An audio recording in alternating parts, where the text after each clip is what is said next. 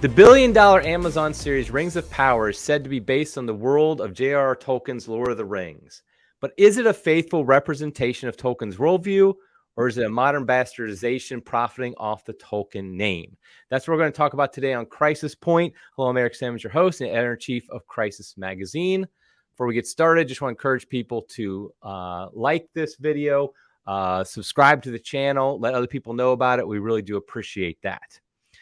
So today we're going to talk about the Rings of Power. Our guest is Dr. Ben Reinhard. He is an associate professor of English at Franciscan University, Steubenville. His new translation of Beowulf is available from Clooney Press. He lives in Steubenville, Ohio with his wife and 5 children. And most importantly for this discussion, he has written 2 of the most popular articles at Crisis this year, and both of them were about Rings of Power. I've been amazed by the response to your articles at Crisis on Rings of Power. I mean, I just thought it's something people might be interested in. I did not expect, though. Like I said, I think of our top 5 articles for the year, both of those, I think, make the top 5 at this point. So some reason people are very interested in Rings of Power. But welcome to the program anyway, Ben. Okay, so the first thing I want to ask is, this is obviously a show that's based upon J.R.R. Tolkien's Lord of the Rings. Let's talk about that first. What first got you interested in Lord of the Rings, J.R.R. Tolkien, and that whole world? So why I'm interested in that world? Right. Yeah. Oh, gosh. For so many reasons, right? Tolkien is one of the very great authors of the 20th century. And I think he's one of only a handful who's actually created something that is new and that will endure into future centuries. Tolkien set out to be a myth maker, right? And he set out to make a myth for his country in the modern world, and he succeeded tremendously. So in Lord of the Rings, you've got something that C.S. Lewis compares it to lightning out of a clear blue sky, right? There was nothing, and then there's Lord of the Rings. And like all great myths, it has a way of expressing what it means to be human, of helping people find their way in the world, and capturing the imaginations in the hearts of an audience. So that's why I'm drawn to Tolkien, and that's why I think so many people are. And of course, also, as a Catholic, I delight in the thoroughly Catholic imagination that Tolkien has. I delight in the ways that he brings his orderly and moral imagination to bear on these questions of fantasy and wonder and romance. And that's a huge part of, I think, what Tolkien was able to accomplish. Yeah, I think that's important that we understand exactly what he was trying to accomplish. Now, you were saying how he created a myth for his country, of course, England. So what is, and I know, of course, you're a professor of English, and I, if I'm not mistaken, you have some focus on the Anglo-Saxon world. Obviously, you translate Beowulf, so you have to have some interest in that. What is the connection between Tolkien's myth generation and what he's doing in Lord of the Rings and the Anglo-Saxon world? Because, of course, that was something Tolkien really, really did love. Mm-hmm. So Tolkien was a professor, and he specialized in Old English language and literature, right? That was what he spent most of his professional time doing. Now, he was dismayed when he surveyed the history of English literature and the English imagination that there was no really integrated national mythology that the English could look back to, right? You know, the Greeks have Homer and the Romans have Virgil, but he said, there's a poverty of imagination for England, for his own country. So he wanted to make something that would be this grand spanning mythology that felt at home in England and Northwest Europe. It felt like it had their air in it, you know, because there was nothing else in English literature up to this time that would do that. The Arthurian legend is probably the closest thing, and Tolkien played around with the Arthurian legend for a while. But he found that it didn't quite work to be an expressive mythology for England. If you go back beyond the Arthurian legend into Anglo-Saxon stuff, the problem is there's so little there, right? You've got Beowulf, which is the great narrative poem. You've got some biblical poetry, but biblical poetry is biblical, not English, right? And then you've just got fragments. So he wanted to piece together things into a cohesive mythology for people in his world. Okay, so he created this world, which I think people who are maybe just have seen the movies, read the books, read Lord of the Rings only, don't realize. I mean, you read Lord of the Rings, you realize it's a pretty well drawn out world, Middle Earth is, but it's far more than Lord of the Rings. And so, describe for us like the world of Middle Earth. Like, what is Tolkien trying to show us in the world of Middle Earth that he's creating? Oh boy, that's a very, very big question. But Yeah. you're right. It goes far beyond Lord of the Rings, right? It starts for him in World War I when he's in the trenches, right? He's playing around with languages, he's playing around with mythology. A few things spark his imagination. And so the first stories come in the Great War, right? And then this process extends for Tolkien from his time in the trenches all the way till his death. He's still tinkering with his mythology in the last years of his life, right? So he's engaged in this really, really ambitious project. What he's trying to do in it, most fundamentally, I think it's a project that's attempting at re-enchantment, right? The modern world has a way of disenchanting things. And as you imagine Tolkien, right, there in the trenches, he tells his son, he's sitting there in miserable, squalid huts full of smut and blasphemy, right? He's trying to raise his mind and trying to raise his imagination to other things and to better things. So he creates a whole mythology starting with God's creation of the world, spanning through these early ages, the ages of the elves and of men, right? With even sort of hints of the apocalyptic end of time battle, this sort of Ragnarok or Armageddon, right? So he's trying to create a whole mythology that will span from creation to the last judgment, ultimately compatible with Christianity without just being the Christian story, right? The gospel is for him the great story. The gospel is the great story that ultimately lies at the heart of every happy ending in every fairy story. So he's playing with that idea without just representing the gospel. Right.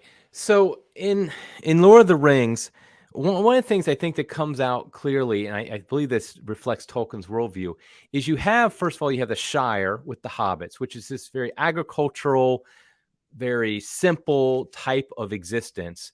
And then there's a contrasting with like Saruman, who destroys the trees, destroy industrial things like that, and Sauron as well.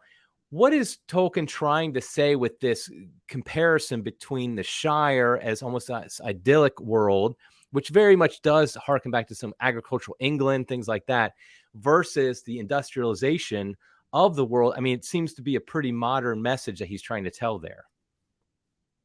It certainly is, yeah. In a letter to Milton Waldman, Tolkien said, anyhow, all this stuff, all this Lord of the Rings stuff, is primarily concerned with the fall, mortality, and the machine, right? And the machine for Tolkien is this great bugbear, right? God creates us. God creates us in the time and the place where he puts us, and he gives us limitations to our natural powers. Our job is to respond to that in gratitude and to accept the limits he gives us, right? The great danger that a creature can face is when we desire to be little gods of our own, when we desire to rewrite what God has given us, right? When we grow impatient with God's designs, when we decide to try to force God's hands. So the hobbits represent this very idealized version of pre-industrial England, right? Everyone's happy, they're prosperous, they have this simple life. It's sort of merry old England in a lot of ways, right? On the other hand, you've got the magic and the machine of Sauron and Saruman. These are impatient people. They aren't willing to accept the limits of time or mortality or the constraints that God has placed upon their nature. So it's always this grasping after power. And that's why the rings of power are the rings of power, right? It's Augustine's lust for domination, because you want more power to make the world be the way you want it to be, and you don't care about what people you break, what laws you break, or how you torture nature to make that happen, right? And that's the fundamental error that leads Saruman to destruction. He's somebody who actually wanted to do good to begin with. He's impatient with the limitations that he has, and so he turns to the machine, he turns to magic, and attempts to cheat, basically, right? He attempts to cheat to force his will on the world around him, and that leads him to all the sort of abominations that he does in the end. Yeah, and I think a key point there that Tolkien is making is that the means to the end really does matter, because you look at somebody like Boromir, who's fundamentally a good leader, a good person, everything. He's my favorite character, by the way, so I had to bring him up somehow in this whole discussion. But Mm-hmm. he clearly wants good, and he's thinking the glory of Gondor, and he's a valiant character. Yet, like you just said, he's impatient. He wants to grab the ring to make it happen. He wants to take the ring from Frodo to make it happen. And then, of course, the same thing with Gandalf, how he resists because he's like, no, I can't have the ring. And Aragorn, the same thing. This idea of, are you willing to work within yourself, I guess, is as you put it, rather than try to kind of use a cheat code in the video game world to Right, get what right, you right. want. So, yeah, I think Yeah, that's a very important point there. no, that's central, right? So I think in some ways, the two great characters of Lord of the Rings are Boromir and Faramir, right? So Boromir is your favorite character. Faramir was Tolkien's favorite character. And he's the Okay. one who Tolkien says, more than anyone else, this is just me written into my work. He didn't plan on putting Faramir in there. And then all of a sudden, Faramir pops into his head. He's like, oh, all of a sudden I've got this character. And he sort of became my mouthpiece, right? But that thing that you expressed, Boromir wants the good. He wants the good. And it's absolutely tragic. Here's somebody who has focused on this legitimately good end, right? The political success of Gondor. He hasn't become as corrupt as his father has before him, but he's starting down that road where he's got this second order good, the survival of free Gondor and the freedom of the West, which is a very good thing. But then he makes that his primary good. He puts a lower good as his highest good. And so he doesn't care about how he gets it. Take the ring and prosper, right? Faramir, by contrast, stays really rooted in first things first, right? He doesn't love the sword for its sharpness or the arrow for its swiftness or the warrior for his strength. He loves the things that they defend, right? We war that we can have peace. And peace is ultimately ordered in Tolkien towards the peace of God, right? And that's always the first thing that it comes back to. This is a rant, but it's an important rant. For Tolkien, all the conflict in his world ultimately can be reduced almost to a crusade. Why do we resist Sauron? Most people would say it's for freedom, free Middle Earth. Tolkien says that's actually not what's going on. The resistance to Sauron is at its heart about only giving worship to God. Elves and the good men know that you only worship God. Sauron wants to become a god king, right? So the first and most important thing is your duty to God, your duty of gratitude towards God. And if you stay rooted there, then this limits you, right? What you can do, what you can accept, what you can't accept. The characters who go astray forget that first primary duty, the first primary duty of worship, and that's where they go wrong, because then they can accept things like the ring or the machine or the lust for domination. And that's the conflict at the heart of everything that Tolkien writes. Right. And the character, I think that best expresses this idea of kind of knowing your place in the world and sticking with it has to be Samwise. Because I mean, Mm-hmm. every time I ask my kids, when my kids first read Lord of the Rings, I always ask them, "Who's your favorite character?" I think every one of them has always said Sam. They You've got immediately like, smart yeah. kids. I mean, how can they not love him? And I think though, but he expresses that the difference also is the humility versus pride, that Mm-hmm. Sam has a very innate humility. He understands his place. He's just a servant of Frodo, Mr. Frodo. That's all he is. And of course, he's so much more than that, but that's what he recognized by being just that. Whereas somebody like Boromir, there's a certain pride that obviously gets in because he's going to be the one that saves Gondor with the ring. I mean, because he can wield it for good and things like that. Of course, Saruman and Sauron are obviously very much pride. So I think this pride versus humility is another aspect of Tolkien's world that is a very important part of the kind of the moral code of the whole universe, right? Absolutely. And here, right, how perfect is it that Sam is a gardener, right? Because humility is literally being like the earth or of the earth, right? He's attached to the earth where he comes from, right? That's what he always longs to get back to. And that this is where he always accepts the limits that he has, right? When he turns away from the ring, he says, no, no, no, my own little garden worked by my own hands. That's all I have a right to.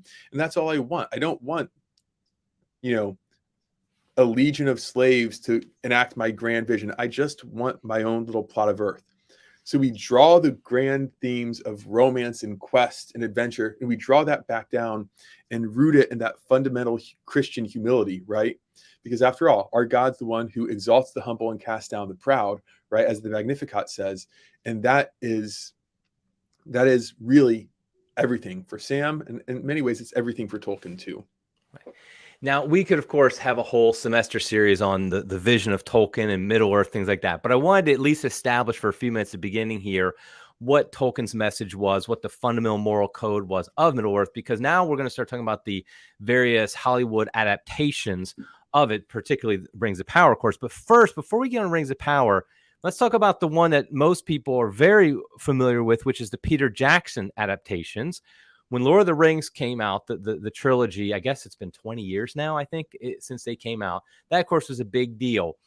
And what did you, first, let's just say, what did you like about the Lord of the Rings adaptation from Peter Jackson? You know, there is a lot to like there. There's a lot of good in it. It's not perfect, but there's a lot of good. And if you rewatch the trilogy now, it's almost remarkable. We were sort of at a perfect inflection point when those movies were made, when there was still enough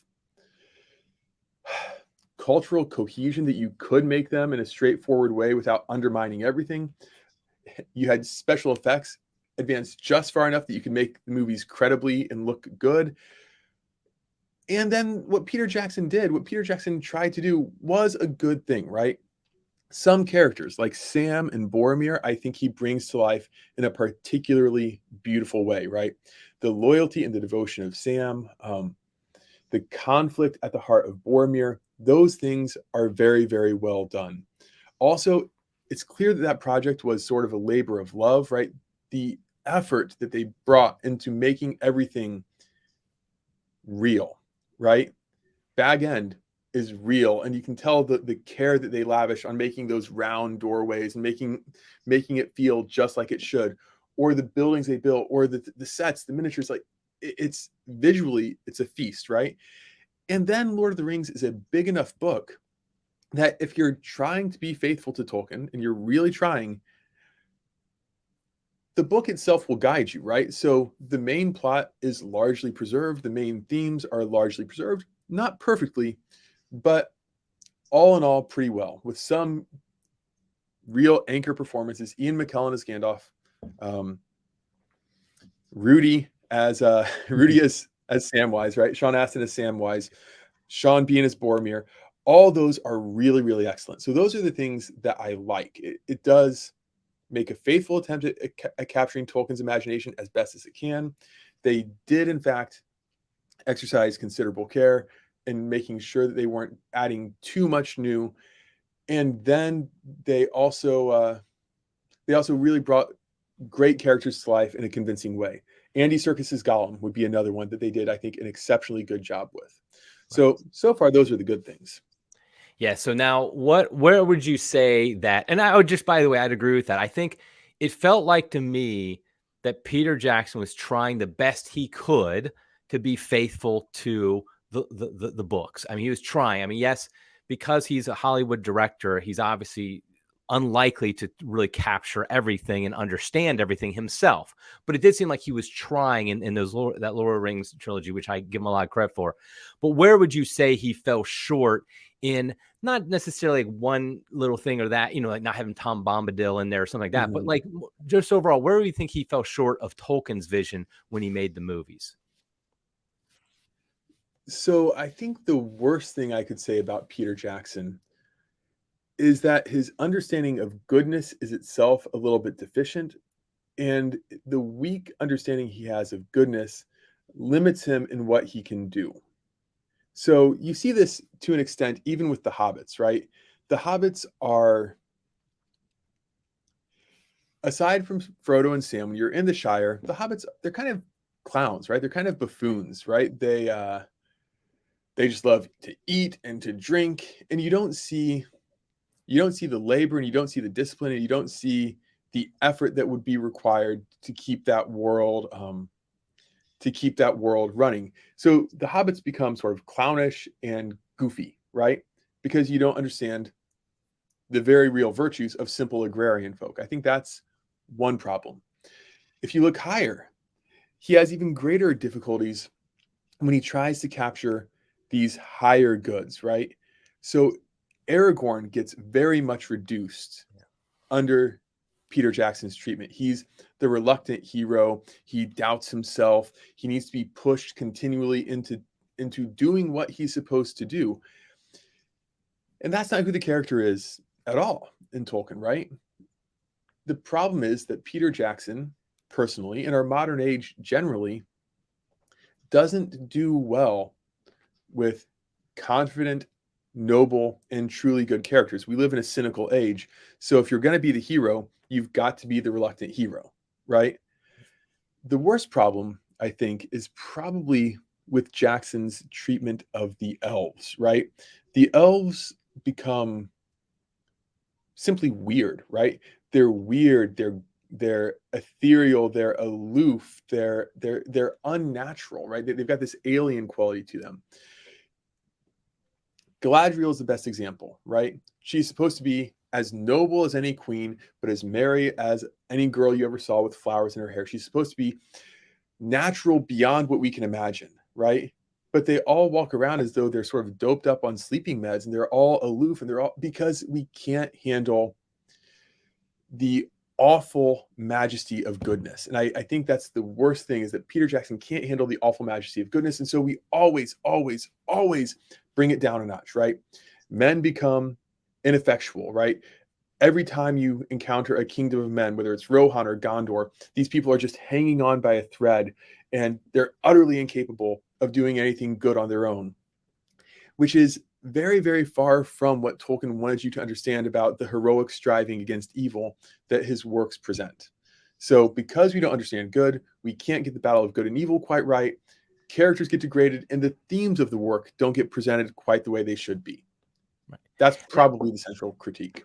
Yeah, and I particularly appreciate that the critique on Aragorn, because I do think it's, Jackson's just a product of his culture.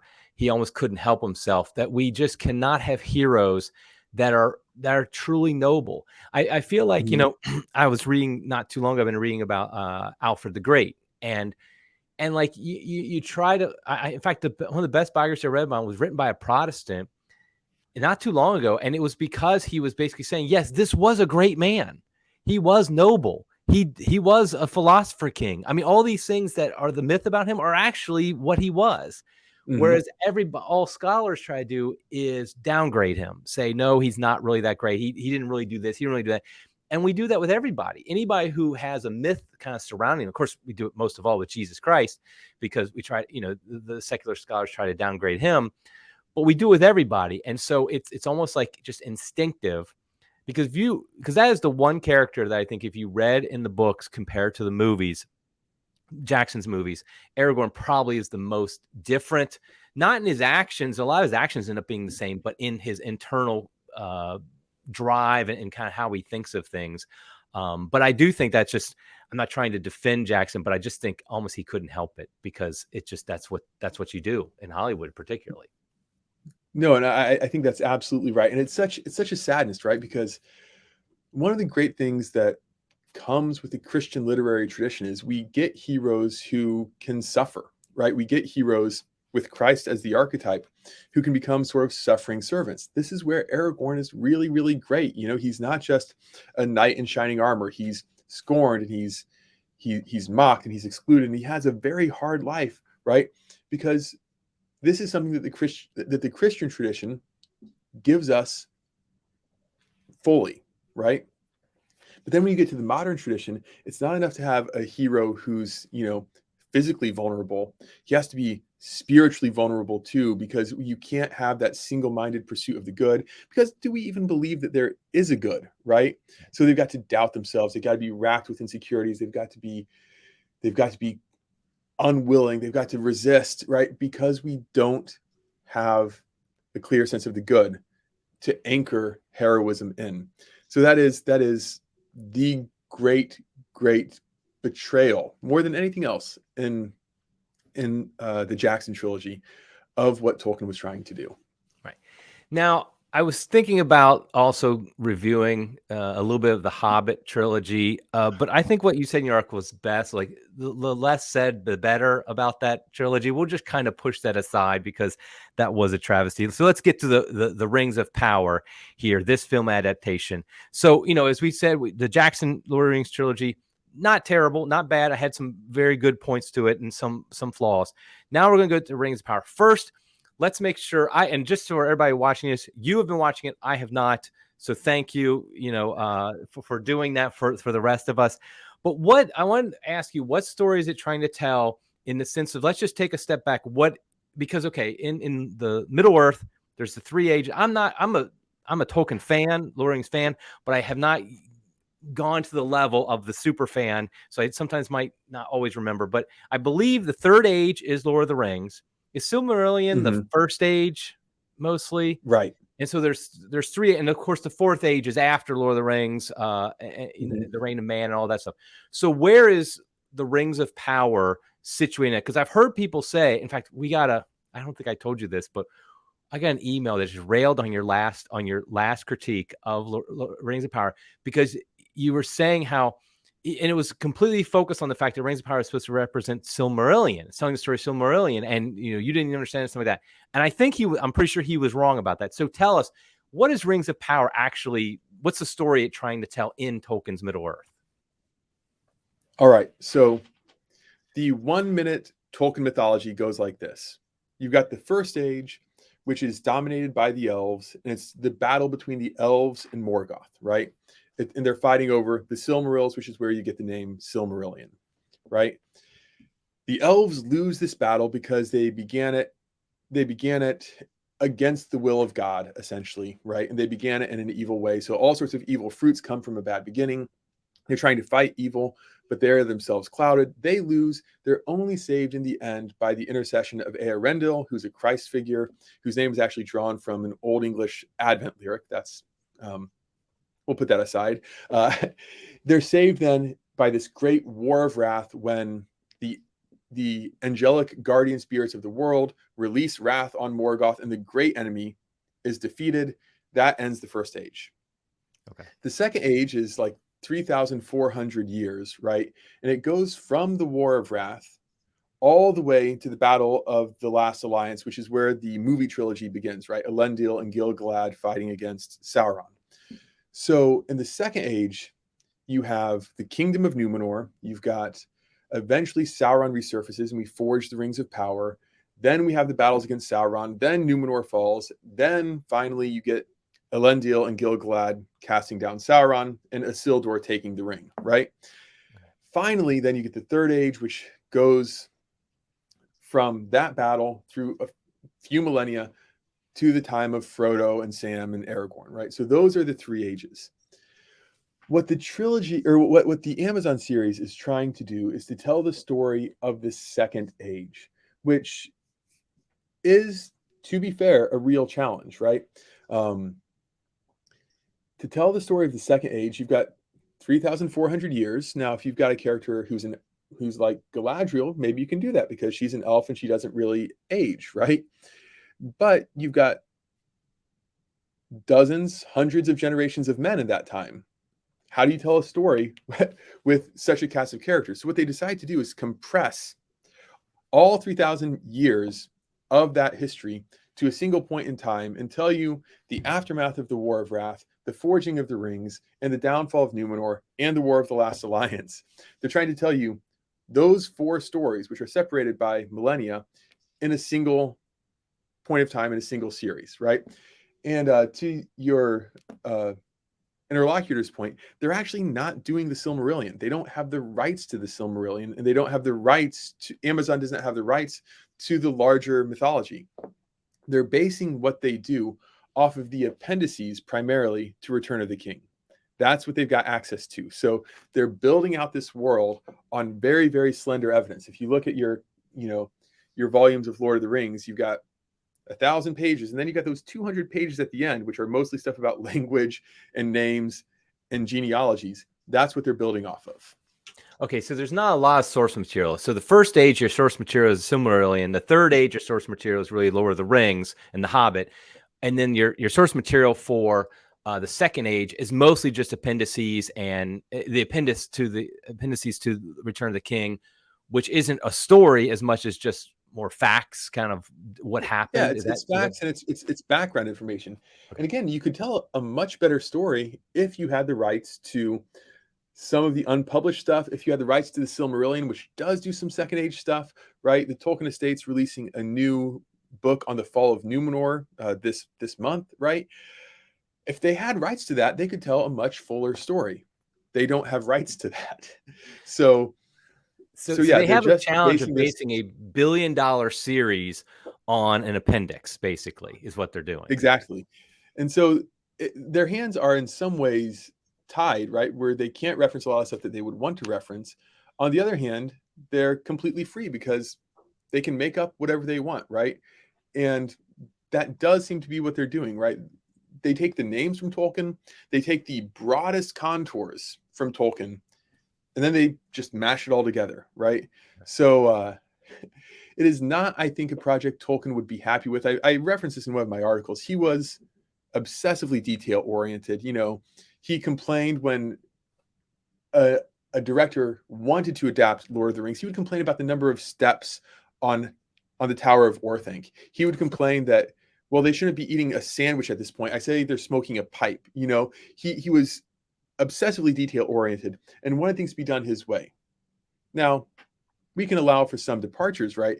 But to take 3,400 years of imagined history and to put them all into a span of a week, that's probably not what he would have been okay with. Right. So before we get into some more specific criticisms of Rings of Power, what would you say? How many episodes have been released so far, by the way? Is it like 5 or 6, something like that? Oh, I think it's 5. Yeah. Okay. That feels right. 5. I've watched them all. I think the 6th episode drops tomorrow. Yeah. Okay. So what would you say? Let's try to be as positive as possible here first. What would you say are the good things about the series, whether it be production values, whether it be characters, whether it be story, whatever? What would you say you've enjoyed maybe about the series, if anything? So there are some things that are enjoyable, right? It's nice to go to Khazad-dûm, to go to Moria and see that place alive rather than just a ruin. It's nice to see what $60 million an episode can do in terms of bringing this imagined kingdom to life. That's nice.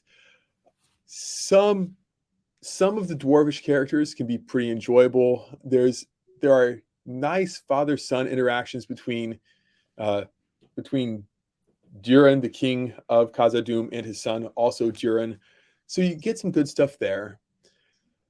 We meet the character Elendil in Numenor. So this is Aragorn's great, however many great grandfather. While they do a lot of violence to the character, you've still got a good, honorable man who's trying to make good, honorable decisions. I enjoy his character. And then I would say some of the set design, some of the world building is enjoyable in its way. Those are, I think, the higher points of the show. Okay, so across the internet, there has been a lot of criticisms of this series. If you just search on Rings of Power YouTube, I mean, it's unbelievable the amount of videos have been made criticizing the series. And the criticism spans a lot of different aspects of the show, from the promotion of woke ideology to the portrayal of Galadriel to the races of the various characters. I mean, to violence to Tolkien's vision, all that stuff. What would you say is probably your number one, if you had to say one thing that's the main thing that troubles you about this series, what would it be? I think I would say it's the anti-traditionalism that lies at the heart of it. It's the anti-traditionalism, it's the pride, it's the overreaching that's at the heart of the series. So we talked 20 minutes ago about Samwise Gamgee and the humility that characterizes Tolkien's vision, right? That's the heart of Tolkien. What you get in the Rings of Power in almost every scene among almost every people, you've got you've got characters, almost always heroines, who are convention breakers, who strike their own path, who won't be bound by what their elders or their superiors tell them, and who are committed to living their best life, or fill in whatever modern cliche you want. The most recent trailer, the last trailer that dropped, began with the song that says "Speak your truth," right? And that sappy modern proverb is very much what's going on in the show, right? So rather than accepting your limits, rather than accepting who you are in this sort of chain of creation, they're always reaching to attain self-actualization, right? The worst moment of this is when Galadriel is going into the West, right? Galadriel is going into the West to Valinor, which is the place of rest. It's heaven-ish for the elves. And the eternal light opens for her. She's going in, and she turns her back and dives into the darkness because her brother once told her, to understand what the true light is, you must touch the darkness. So she's going to go on this quest of self-actualization. She's going to touch the darkness and learn what her real light is, right?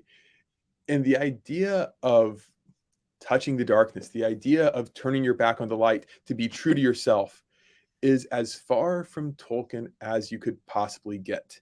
That's the first big problem. Okay. The second big problem is we talked about Tolkien as an exercise in enchantment, right? He's trying to give us something that's an alternative to the sort of sordid griminess of the modern world. This is not a series that's as bad as Game of Thrones. It doesn't have the sex or the violence of Game of Thrones, thank goodness, right? But it does degrade just about every character, right? Elrond becomes a scheming political manipulator, right? Gil-galad, the great king, is insecure in his kingship. He's insecure about how he's going to rule, and he treats his subjects poorly. And everyone's bickering and everyone's arguing. And the idea of nobility or grace or beauty, I don't see where you find it in this series. So you asked for one thing, I gave you two, but those are those are the two things that gall me the most about the series. Yeah, I think that anti-traditional, I had heard some complaints about that. The anti-traditional aspect of it seems to be the furthest thing from Tolkien's mind, because the whole point of Tolkien, obviously being a Catholic, he's going to be steeped in tradition. But the whole idea is, like, for example, in the Shire, ideally they live the same now that they did 1,000 years ago.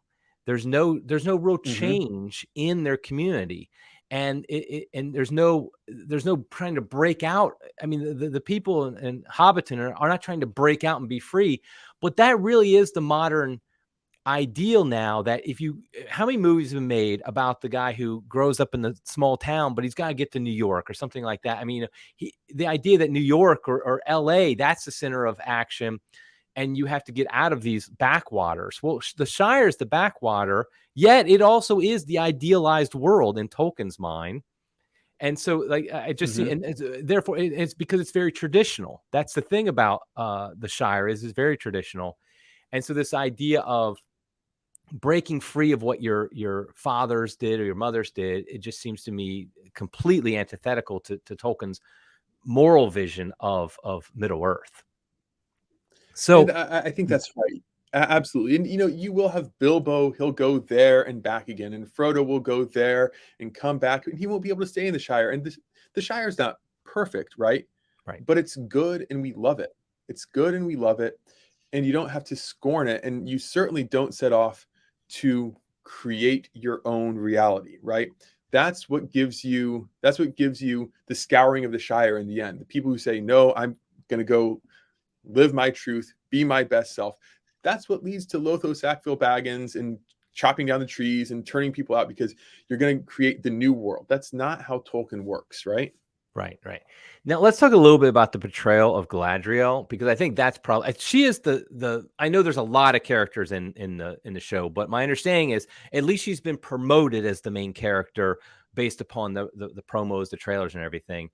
But I think that's also the one that's the most criticized from the actresses' terrible acting. At least from the clips I've seen, it does look pretty bad. But really, the portrayal of Galadriel. Tell us how Tolkien pictured Galadriel compared to how Rings of Power is portraying her.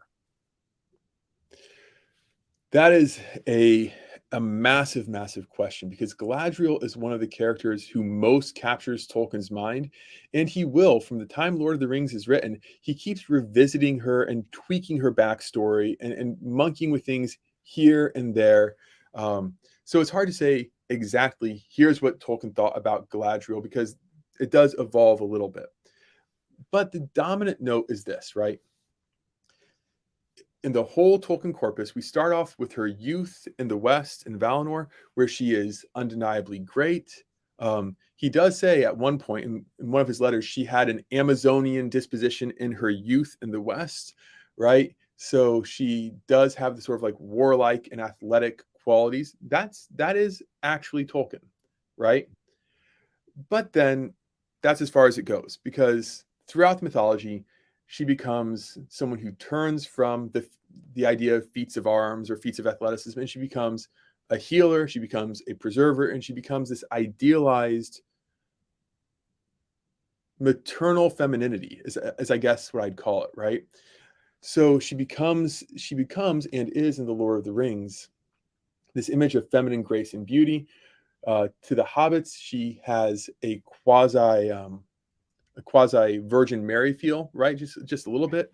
To Gimli, she's almost more like the courtly lady who inspires him, like you would have in a courtly love romance, right? But she has that very, very pronounced feminine grace and beauty and all the rest.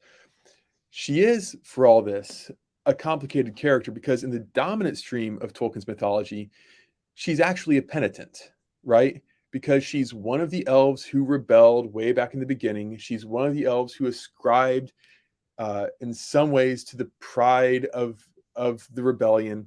So when she goes back to Valinor, she's going to be, in some ways, a penitent, right?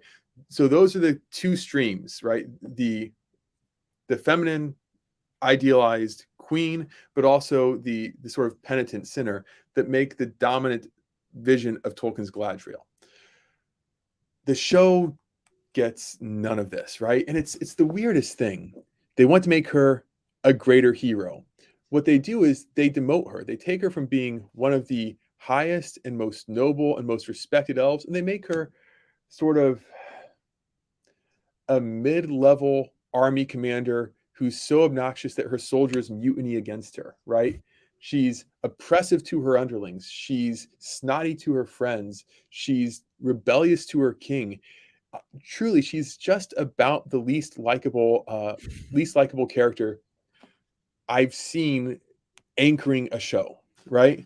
And again, in the attempts to elevate women or whatever they think they're doing, they make a character who's much less interesting, much less noble, and much less powerful and important than the one that Tolkien actually gave you. So it's one of the more curious failures of the show, I'd say. Yeah, and what about, so moving on from her, what about the accusations that it's just racism to be against the portrayal? Like, for example, we have black elves. I think there's black dwarves as well. Women, I think women dwarves without beards and stuff like that. So, like, what do you think about all that? Like, does this matter? Like, does it matter to have a black elf? And if so, or not? And if so, why not? All right. So in some ways, I think it does matter, but I want to qualify this very, very carefully. So there are two ways where it matters, right? first of all, if you're telling Tolkien's story, I do think acknowledging that he's primarily doing a mythology for England and a mythology that's supposed to have the feel and the air of Northern Europe, I think that's important, and I don't see the need to update it or to make it look what our modern world looks like. I think that's hubris. Um, that being said, Tolkien's world is a multiracial world, right? Not only elves and hobbits and men and dwarves, right? But there are different ethnicities of men if you go around to various points, and you would find, if you go into Harad, you would find men who are more Arabic, right? You've got the Easterlings, you've got all this. You could have done something really, really interesting there. But instead, the showrunners just opted for the cheap virtue points and also the cheap advertising that comes from saying we are promoting diversity, right? So we're promoting diversity, which gets you all sorts of laudatory articles written for you and gets you all sorts of negative attention, and it allows you to push your show, right? But they did it poorly. They did it really poorly. The dumbest thing, the thing that is most insulting to the intelligence of the audience, you've got these hobbits. They can't call them hobbits, so they call them Harfoots, but they're hobbits, right? They live in a group that seems to be about 30 people. This small, tiny village has the ethnic makeup of like modern day Brooklyn, right? And this is just not how agrarian societies work. They've been living this way of life for 1,000 years. You can make them look however you want, but you can't pretend that this small, tight-knit tribe of hunter-gatherers has maintained, an ethnic diversity that only happens in modern times or only happens in ancient Rome. It just makes no sense, right? So how are we supposed to accept this as viewers when you watch and say, but that's not the way the world works? If you go to a small farming village 200 years ago, you'll find Englishmen, or you'll find people from Spain, or you'll find people from Palestine, or you'll find people, but you will not find this. So it's sloppily done. Right. It's sloppily done. It's done for virtue points, but it's not done in an artistically convincing manner. Right. I saw a video at some point saying how Hollywood, a lot of this diversity casting, it is to do what you just said. It's to get the attention on both sides. You get all the laudatory press from the corporate Hollywood press, but then you also get all the negative attention from people who are going to mostly just point out how stupid it is when they do it, but just attack it and things like that. And you get people over the top attacking it too and stuff like that. You can just call it racism. And also it protects you. Any criticism of the show at all, no matter what it is either racist or misogynist or something like that. And so that helps protect them as well when they do that. I think one of the most, I just saw this scene and I don't know the context of it, and I hope it's not as bad as I think it is. But supposedly there was a scene of men who were protesting elf workers, and it was supposed to be like a kind of like a MAGA rally or something like that. And did this really happen? Because it looks so cringeworthy. I was like, you can't tell me they actually put that in there. No, this is one of the many, many cringeworthy modern scenes. So, and this is one of them that makes me just about the angriest. Yes, so Galadriel arrives in Numenor, where of course she's never supposed to be in the books. This does not happen, right? And the men don't like the idea of these foreign workers coming to take our jobs. That's exactly what they say. These elfin workers are going to come and take our jobs. Because the showrunners interpret the fall of Numenor as a turning into sort of like this nationalistic, xenophobic, and that's what leads to Numenor's fall. This is nonsense, right? Numenor falls when people reject the mortality that God gave them, grumble against the limits God has imposed on them, and start turning to devil worship. This is actually what happens. They turn to devil worship to try to prolong their lives, right? That's the fall of Numenor. It's a fall of a noble society that was rooted in the worship of God and acceptance of what God has created, to devilry, right? Or, if you want, it's taking a nice multicultural society who becomes xenophobic and nationalistic, and they wear MAGA hats, right? That's now what the fall of Numenor is apparently going to echo. Right. And it was every bit as cringeworthy as you thought. Okay, I was afraid of that. Well, what do you say to some? I've heard some people say, "Listen, it's just kind of Tolkien nerds who are upset about this. That really, there's nothing wrong with bringing some of the modern sensibility into it, and it's well produced and all that stuff." What would you say that argument of why it is that it shouldn't just be Tolkien nerds, so to speak, who are who kind of have criticisms of this? Like, what would be a deeper criticism than just the fact that it's not faithful to Tolkien himself? Oh, so many. One, I would say it's not well produced. It's not well done. It's not well acted. It's none of this, right? I would reject the initial assumption that it's just good to have it out there. It's kind of a garbage show. That's the first thing I would say. The second thing I would say is that if we take it as an artistic production, if we take it as this work of art, whether or not it's faithful to Tolkien, I don't think it's actually something that's much good for the soul, right? Um, T.S. Eliot, almost 100 years ago, said that the works of art that exert the strongest influence on the minds and the hearts of their patrons are the ones that we engage in just for pleasure, right? We say, oh, I'm just going to relax and enjoy this work of art. You let all your guards down and you let it wash over you, right? But what's in this show? What washes over you if you do this, if you turn to this show? It's the ideology of the modern world. It's the idyllic imagination tending towards the diabolical imagination, create your own truth, follow your own path, right? It's actually not a unified moral vision that you'd want in your head. So I'd say that. So it's not a particularly good show. I would say it's not a particularly edifying show. And then I guess the final thing I would say in response to that critique is it's an unfortunate element of our modern pop culture that we're always itching for our next fix, always chasing the next thing, right? And it's a sad thing to see a high work of art turned into this, right? To always be chasing the next product, always be chasing the next sensation. And that's, again, I think something that we can all be concerned about. So it's not just that it's not true to Tolkien, it's just that it's not very good. Right. Okay, so now I'm going to put you on the spot with my last question here. So you are given the opportunity to do a TV series or a movie about, let's say, even just say the Second Age. So let's call it a TV series because I don't know how you can cover Second Age. And what would you do if you were given that opportunity? How would you approach? Obviously, I know you're not a film director and all that, but like, how would you approach the project itself?